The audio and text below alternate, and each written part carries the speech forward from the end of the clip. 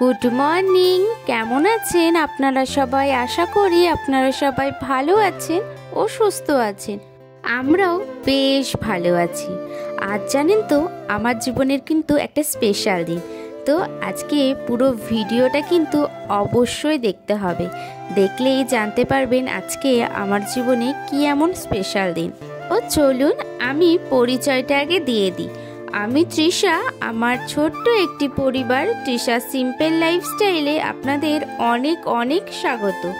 আশা করি আজকের ভিডিওটি আপনাদের বেশ ভালো লাগবে। আর আপনাদের কাছে একটাই অনুরোধ, একটু আমার সাথে থাকবেন। আজ হচ্ছে বৃহস্পতিবার আর ঘড়িতে এখন বাজে ওই 5টা নাগাদ। এখন থেকে আপনাদেরকে সাথে নিয়ে আমি আমার আজকের ভিডিওটি শুরু করলাম। ঘুম থেকে উঠেই প্রথমে ঘরের গেটটা খুলে দিয়েছি, তারপরে ঘরটা ঝাড় দিয়ে নিচ্ছি। সকাল হয়ে গেছে আর তারপরে হাজবেন্ড যেহেতু অফিসে যাবে তো বাড়িতে এসেছিল, আর এই সপ্তাহটা ও বাড়ি থেকেই ডিউটিটা করছে। সেই কারণে প্রত্যেকটা দিন কিন্তু এখন ওই 5টা কি 5:30টার মধ্যেই আমার ঘুমটা ভেঙে যাচ্ছে।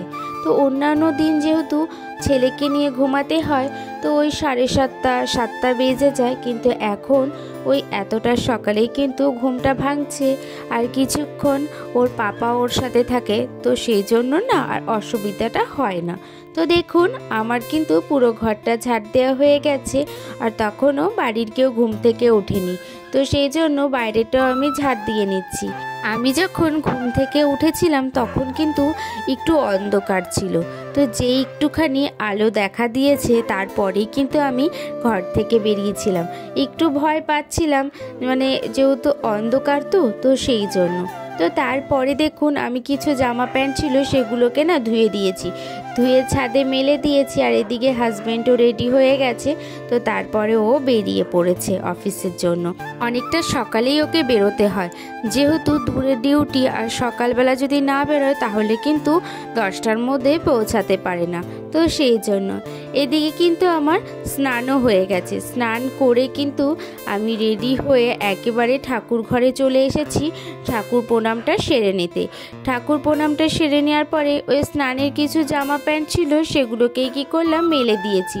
আর আগের দিনে তাতানের কিছু সোয়েটার ছিল আর জামা প্যান্ট ছিল শোকায়নি, সেগুলোকে ছাদে মেলে দিয়ে ছাদের কিছু জামা প্যান্ট নিয়ে নিচে চলে এসেছি। তো তার মিডিলে তাতানো ঘুম থেকে উঠেছে।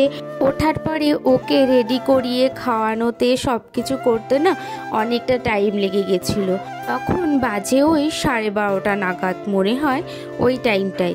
তো তারপরে ওই যে জামা প্যান্টগুলো নিয়ে এসেছি সেগুলোকে কি করলাম গুছিয়ে নিচ্ছি, আর যেখানকার জিনিস সেখানে কি করব রেখে দেব।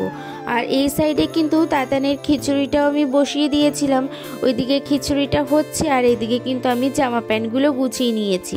আজকে তাতানের খিচুড়িটা করতে কিন্তু আমার অনেকটা টাইম লেগে গেছিলো, দেরি হয়ে গেছিলো অন্যান্য কাজের জন্য। এই যে জামা প্যান্টগুলো গোছানো হয়ে গেছে সেগুলো কি করেছি আলনায় রেখে দিয়েছি, আর তাতানের অনেকগুলো জামা প্যান্ট ছিল সেগুলো ওর বাস্কেটের মধ্যে কিন্তু গুছিয়ে নিচ্ছি। তাতানের বাস্কেটটা আমাকে কিন্তু দুবেলা গোছাতেই হয়, একবার সকালের দিকে আর একবার কিন্তু ওই বেলার দিকে গোছাতে হয়। কারণ কি ওর জামা প্যান্ট তো নেওয়া হয় আর এদিক ওদিক হয়ে যায়, অনেক জিনিস থাকে, তো তার মধ্যে খুঁজতে একটু টাইমও লেগে যায়। তো সেই জন্য দুবার করেই কিন্তু আমাকে তাতানের বাস্কেটটা গোছাতে হয়। আর এদিকে সকালবেলা সোয়েটারটা পরেছিলাম সেটাই রাখা ছিল, আমার আর গোছানো হয়নি, সেটা গুছিয়ে কিন্তু একবারে শোকেজে ঢুকিয়ে দিয়েছি, আবার সন্ধ্যাবেলায় পরবো বলে। আর এদিকে দেখুন বেলা হয়ে গেছে, তো সেই জন্য ঘরটাও ভালোভাবে ঝাড় দিয়ে নিয়েছি। ঘর ঝাড় দেওয়ার পরে খেয়ে দিয়ে রেডি হয়ে গেছি, একটুখানি যাব অশোকনগরে। অশোকনগরে কী কারণে যাচ্ছি সেটা কিন্তু দেখতেই হবে। ওই যে বলেছিলাম আজকে আমার সত্যি স্পেশাল একটা দিন, তো সেই জন্য এই যে আমি আর দিদি কিন্তু বেরিয়ে পড়েছি। আর এদিকে দেখুন টোটোতে করে অশোকনগর স্টেশনেও চলে এসেছি। আমার বাড়ির থেকে কিন্তু স্টেশনটা অনেকটাই কাছে। আর এই যে চলে এসেছি হচ্ছে মিও মোড়ে একটা কেক নিতে। কেক নিতে এসেছি অনেকেই হয়তো ভাবছেন হ্যাঁ আজকে আমাদের সেকেন্ডতম অ্যানিভার্সারি ছিল। তো সেই জন্য আমি একটুখানি হাজব্যান্ডকে না সারপ্রাইজ দেবো ভেবেছিলাম। তো সেই কারণে একটা ছোট্ট কেক নিলাম, আর হচ্ছে যে কিছু সবজি নিয়েছি, ওই রাত্রেবেলা মা রান্না করবে তো সেই জন্য। আর এদিকে কিন্তু আমি কিছু গোলাপ নিয়ে এসেছি হাজব্যান্ডের জন্য। তো এদিকে দেখুন, রাত্রেবেলা ভেবেছি আজকে একটু ফ্রাইড রাইস করবো, আর যেহেতু বৃহস্পতিবার তো সেই জন্য তো আজকে আমাদের নিরামিষ। তো সেই কারণে মা ভেবেছে একটু পনিরের তরকারি বা আলুর দম করবে, আর হচ্ছে যে ফ্রাইড রাইস করবে আর পনি করবে। তো সেই জন্যই মা বললো কি তুমি না চালটা ধুয়ে ভালোভাবে একটু ভিজিয়ে রাখো। তো আমি ভাবছিলাম যে আমিই করব, কিন্তু আমার আর করা হয়নি। আমি ওই যে ঘরটা সাজাতে চলে গেছিলাম, তো সেই কারণে মা বলল কি তুমি কেটে দাও, আমি সমস্ত কিছু করে দেব। আমি এদিকে কিন্তু ফ্রাইড রাইসের জন্য ক্যাপসিকাম, গাজর আর বিনস কিন্তু কেটে রেখেছি, কেটে ধুয়ে রেখে দিয়েছিলাম। তারপরে হচ্ছে যে ঘরে চলে গেছিলাম, ঘরের তো ডেকোরেশন করতে হবে, তো সেই কারণে। তো এদিকে আমার কিন্তু সমস্ত জিনিস ধোয়া হয়ে গেছিল। ধোয়ার পরে কিন্তু এই যে আপনাদেরকে একটুখানি দেখিয়ে দিলাম যে সমস্ত জিনিস কিন্তু আমি ধুয়ে রেখে দিয়েছি, আর চালটাও কিন্তু আমি ভিজিয়ে রেখেছি। এদিকে ঘরে চলে এসেছি, ঘরে এসে কিন্তু প্রথমে ভাবলাম বেড কভারটা চেঞ্জ করে দিই।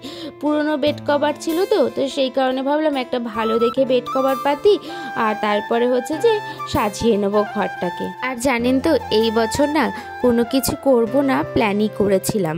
তো মনে মনে ভাবছিলাম যে কিছু না করলেও তো নয়, ভালো লাগে না, আর সেরকমভাবে তো বড় করে করব না।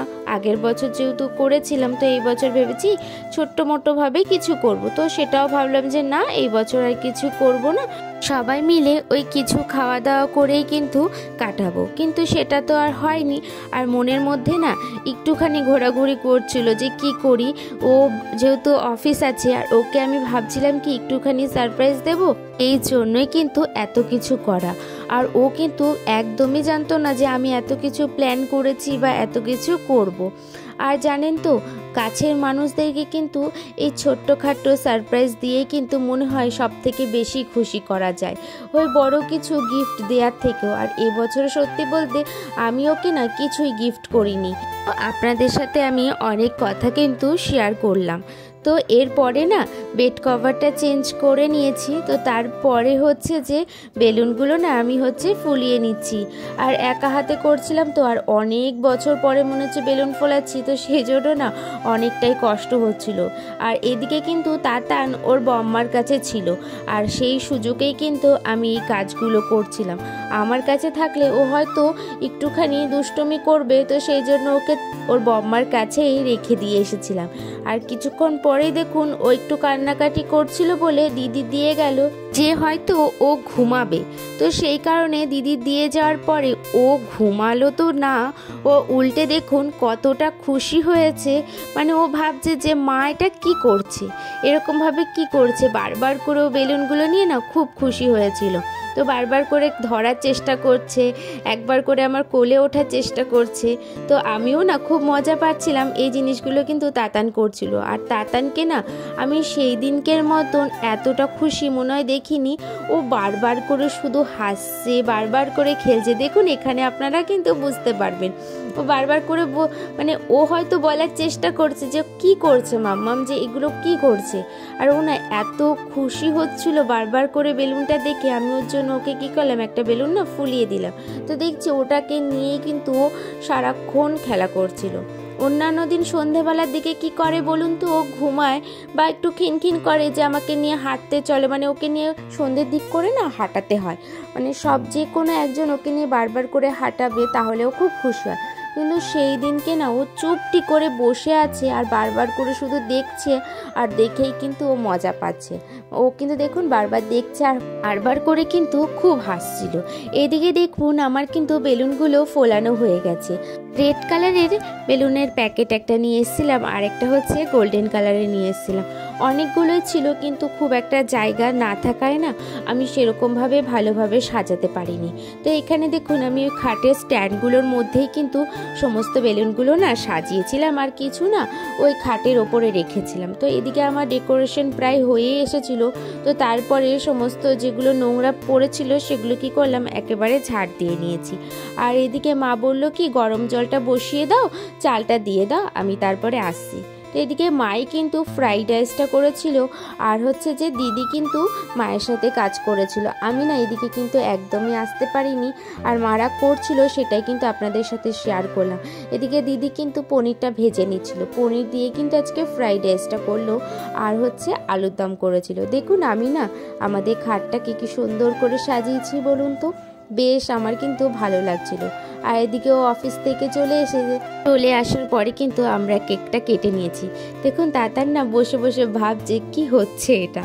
আর এই যে আমাদের আজকে খাওয়ার মেনু আপনাদের সাথে কিন্তু শেয়ার করলাম।